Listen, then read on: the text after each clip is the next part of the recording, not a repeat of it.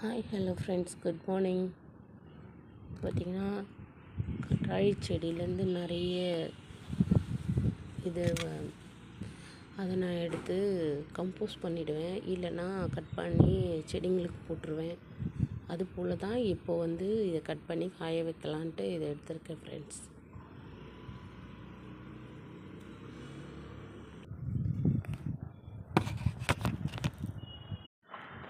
ரெடியாக மொத்தமாக எல்லாத்தையும் கட் பண்ணியாச்சு. இப்போ காய வச்சாச்சு.